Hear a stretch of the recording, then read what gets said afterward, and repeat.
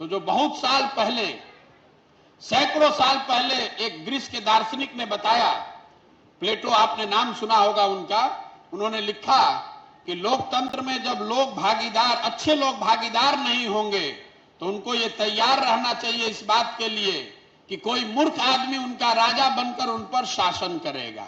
तो बिहार में वही हुआ है। जितने अच्छे लोग हैं वो सोचते हैं भैया पूछो अभी राजनीति में कहां पड़ेंगे। अगर कोई हिम्मत करके आना भी चाहता है तो चुनाव के चक्कर में, पैसा जाति के चक्कर में वो आगे बढ़ नहीं पाता है। तो ये जन सुराज जो प्रयास है ये दल नहीं है।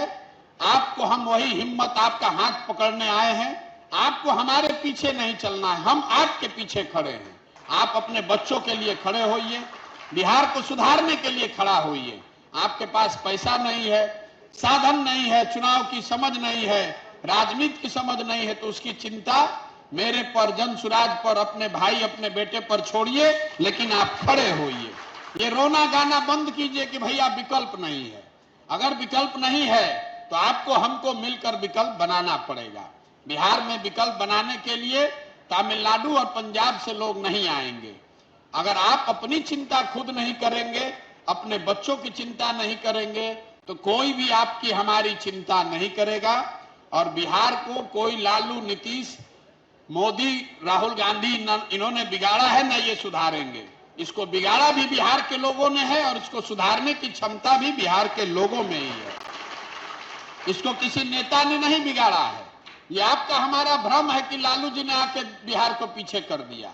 अगर आप बिहार की विकास यात्रा को ध्यान से देखेंगे तो 1965 तक बिहार देश में प्रमुख 10 राज्यों में देश के था। 65 के बाद बिहार 1990 आते आते देश का सबसे गरीब और पिछड़ा राज्य बन गया। तब तो लालू जी नहीं थे, तब तो लालू नीतीश आरक्षण मंडल नहीं था, तब तो राम मंदिर नहीं था, हिंदू मुसलमान नहीं था, तो कैसे हो गए पीछे। 1965 से लेके हर साल 90 आते आते हर साल बिहार किसी न किसी विकास के मानक पर दूसरे राज्यों से पीछे गया है। वो इसलिए हुआ कि 1967 से लेकर 90 के बीच में 23 साल के कालखंड में बिहार में 27 सरकारें बनी हैं। 27 सरकार। राजनीतिक अस्थिरता के उस दौर में आपको याद भी नहीं है कि कौन उस समय मुख्यमंत्री था, किसकी सरकार बनी। हर 6 महीना पर नया सरकार, हर 2 महीना पर नई सरकार। तो जब लोग अपने पॉलिटिकल सर्वाइवल के लिए जूझ रहे हैं तो सर बिहार का विकास कौन करेगा। 90 में जब लालू जी मुख्यमंत्री बने तब भी बिहार 28वें नंबर पर था, देश में सबसे नीचे, और आज भी देश में सबसे नीचे हम लोग बने हुए हैं। राजनीतिक अस्थिरता का कितना असर होता है इसको आप नीतीश कुमार से देख लीजिए। नीतीश कुमार जी 18 साल से मुख्यमंत्री हैं। इनके 18 साल के कालखंड को आप 2 भाग में बांट दीजिए।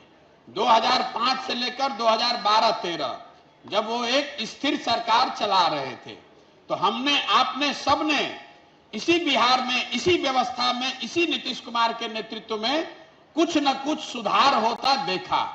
हम लोग को लगा कि बिहार सुधर सकता है, लेकिन 12 से नीतीश कुमार से गलती हुई और जो राजनीतिक अस्थिरता लौटी है। 12 के बाद आज की जो सरकार, ये 6वीं सरकार है। आपको खाली 2 सरकार याद है कि एक बार महागठबंधन में थे, फिर एनडीए में गए, फिर महागठबंधन में आए। ऐसी बात नहीं है। 12 में इन्होंने एनडीए गठबंधन तोड़ा और माइनॉरिटी की सरकार बनाई, वो पहला प्रयोग था। फिर वहां से चुनाव लोकसभा में हार गए तो मांझी जी को 1 साल बना दिया, वो दूसरा प्रयोग हुआ। फिर मांझी जी को 8 महीना में हटाकर खुद वापस आए, वो तीसरा प्रयोग हो गया। फिर महागठबंधन के साथ जीते, वो चौथा प्रयोग। महागठबंधन छोड़कर भाजपा में चले गए, 5वां प्रयोग। अब फिर भाजपा को छोड़कर महागठबंधन में चले आए तो 6ठा प्रयोग। पिछले 10 साल में यह 6वीं अलग तरह की सरकार है। नेता वही है, व्यवस्था वही है, लेकिन उनके दोनों कालखंड के परफॉर्मेंस में जमीन आसमान का फर्क है। फर्क इसलिए है कि अब नेता के तौर पर, मुखिया के तौर पर उनकी पूरी चिंता यह है कि हमारा कुर्सी कैसे बचा रहे, बिहार का विकास हो और चाहे नहीं हो। यही आपको दिखाता है कि क्यों 65 से 90 के दौर में बिहार पीछे छूटा। और ये व्यवस्था लालू जी के आने के बाद से जो बिगड़ी है, ऐसा नहीं है कि लालू जी आए उन्होंने बिहार को बर्बाद कर दिया। लालू जी की जो सोच थी कि भैया हम सामाजिक न्याय से बिहार को सुधारेंगे। यहां जितने आप लोग आए हैं, लालू जी के राज के शुरुआती सालों में समाज में जो दबा कुचला वंचित है उसको निश्चित तौर पर आवाज मिली, इसको मानने में कोई दिक्कत नहीं है। गलती यह है कि लालू जी ने जिन वर्गों को आवाज दी, जिनको अधिकार दिया, उनको पढ़ाई नहीं किया, उनको पढ़ाई नहीं दिया, उनको जमीन नहीं दी, उनको पूंजी पैसा नहीं दिया, उनको बिजनेस व्यापार नहीं दिया। तो आवाज तो लोगों को मिल गई, लेकिन उनको शिक्षा नहीं मिली। अगर उन समाज के लोगों को शिक्षा मिल गई होती तो बिहार की दशा दूसरी होती। अगर उन्होंने यहां भूमि सुधार लागू किया होता तो बिहार की दशा दूसरी होती। अगर उन लोगों के बच्चों को उन्होंने रोजी रोजगार पूंजी दिया होता तो बिहार की दशा दूसरी होती। तो इसलिए अब प्रयास ये है कि अगर किसी एक ने बिगाड़ा नहीं है तो एक इसको सुधार भी नहीं सकता है। बिहार वो राज्य है जिसको सारे दलों और नेताओं ने न सुधार पाने वाला मानकर छोड़ दिया है।